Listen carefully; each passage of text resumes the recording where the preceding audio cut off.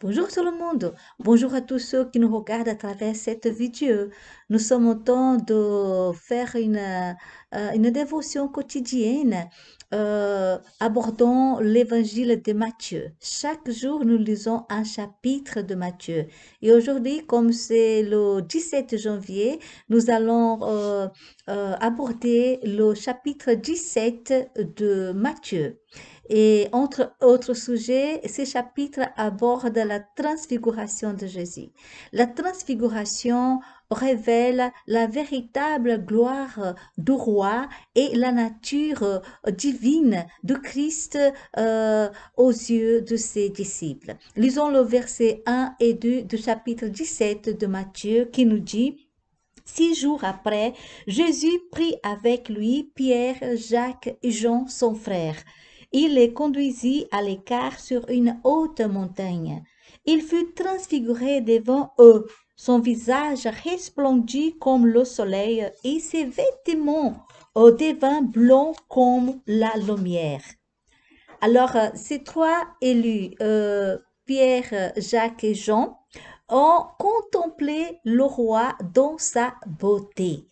Ils ont été, dans un sens unique, enseignés des dieux.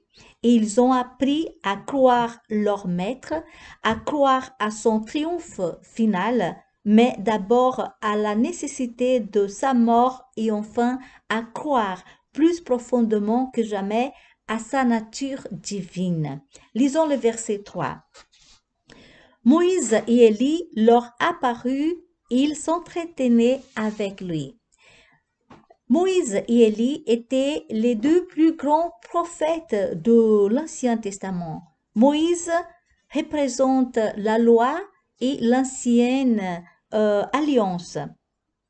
Et il est l'auteur du Pentateuque et il avait annoncé la venue d'un grand prophète registré en Deutéronome 18, 15 qui nous dit: Moïse entend dire au peuple d'Israël: L'Éternel, ton Dieu, te suscitera du milieu de toi, d'entre tes frères, un prophète comme moi.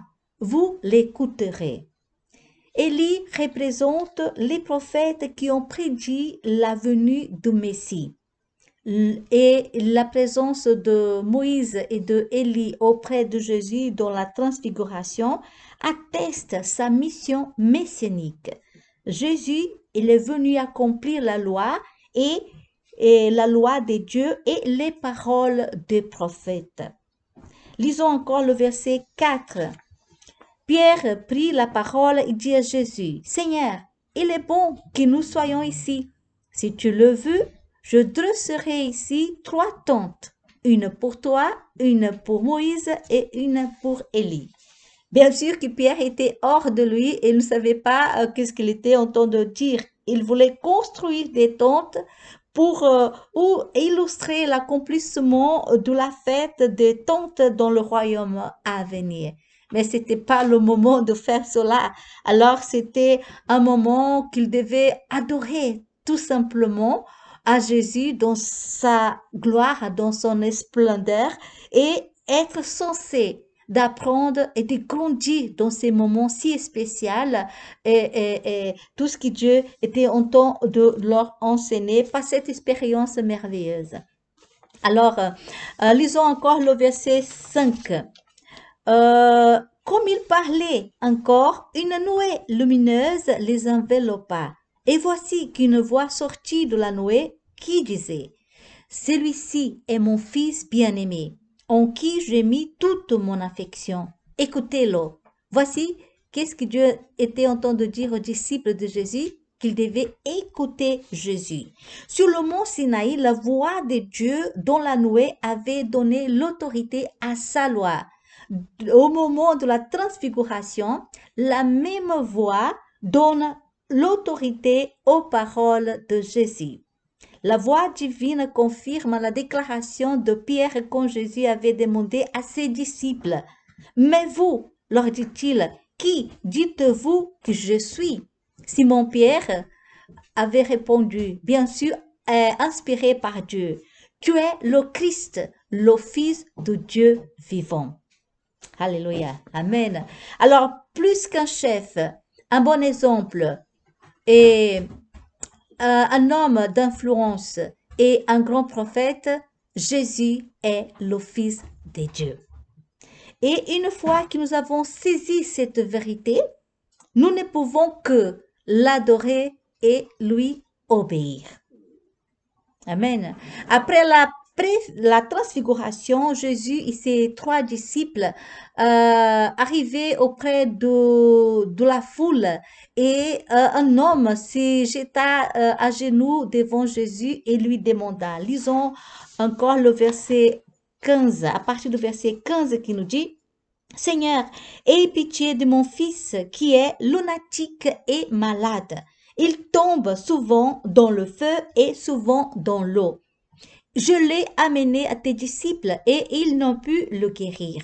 Jésus répondit, race incrédule et perverse, jusqu'à quand serai-je avec vous? Jusqu'à quand vous supporterai-je? Malgré les disciples avaient reçu le pouvoir, l'autorité de Jésus pour accomplir des guérisons et de chasser les démons, ils n'avaient pas encore appris comment utiliser la puissance de Dieu. Ils étaient le simple reflet de l'attitude incrédule et passive de cette génération qui frustrait le Seigneur. C'est pour ça qu'il disait race incrédule et perverse. Jusqu'à quand serai-je avec vous? Jusqu'à quand vous supporterai-je? Alors, le but de Jésus n'était pas de critiquer les disciples, mais de les encourager à avoir une foi plus grande.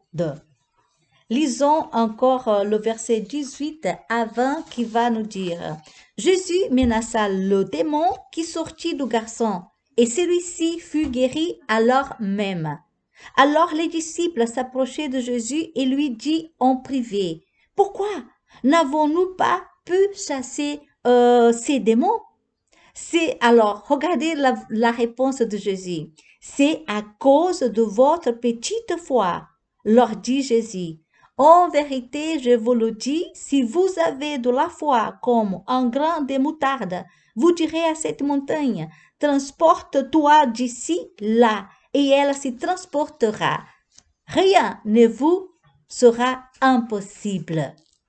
Alors, selon Jésus, la foi des disciples était en question dans leur incapacité à chasser le démon. Les disciples ont sans doute essayé de chasser le démon par leur propre force sans compter sur la puissance de Dieu. Et Jésus dit encore dans le verset 21, mais cette sorte de démon ne sort que par la prière et par le jeûne. Alors, plus nous nous engageons dans la prière et le jeûne, plus nous pouvons nous rapprocher de Dieu, d'avoir plus d'intimité avec lui, d'avoir plus de discernement de sa volonté et bien sûr de recevoir l'onction, la puissance pour accomplir les ordonnances de Jésus pour nous tous, d'aller guérir les malades, chasser les démons et annoncer la bonne nouvelle au salut aux âmes perdues.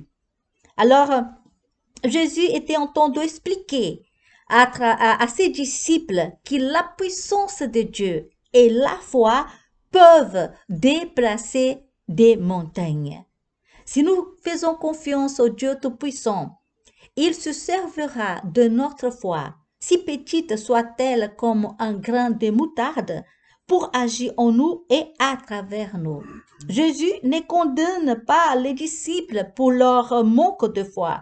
Il leur explique l'importance de la foi dans la mission qu'ils allaient accomplir après. Et cela nous concerne nous tous, nous qui sommes les disciples de Jésus, qui nous aussi, nous devons avoir la foi et qui nous devons exercer le ministère qu'il nous a confié par la foi. Faisons confiance dans la puissance de Dieu. Si nous sommes confrontés à un problème grand et est intransponsible comme une montagne, nous devons tourner nos yeux de ces problèmes et nous devons fixer nos yeux sur Jésus. Nous devons fixer nos yeux sur la puissance de Jésus, tout ce qu'il peut accomplir à travers nous. Et c'est Jésus qui va augmenter notre foi. Et Romains 17 nous dit que la foi vient de ce qu'on entend et ce qu'on entend vient de la parole de Christ. C'est pour ça que Dieu a bien dit à ses disciples pendant la transfiguration de Jésus, celui-ci, c'est mon fils bien-aimé. Écoutez-le. Nous devons écouter les paroles de Christ. Nous devons écouter ses enseignements. Nous devons les pratiquer. Nous devons être fortifiés à travers la parole de Christ, à travers une vie de prière et de jeûne et de consécration. Prions. Seigneur, nous te disons merci pour ces moments, Seigneur, que nous venons de lire ta parole, Seigneur. Nous demandons que tu viennes fortifier encore plus notre foi pour que nous puissions vraiment faire notre confiance en toi, nous appuyer sur ta puissance et être dirigés dans le but que tu as préparé pour chacun de nous. Nous te disons merci, Seigneur, au nom puissant de Jésus. Amen. Amen. Alors, soyez fortifiés dans votre foi et bougez les montagnes à travers la foi en appuyant sur la puissance de Dieu. Nous vous attendons pour la prochaine vidéo et que Dieu continue à vous fortifier. Amen. Bye bye et à très bientôt.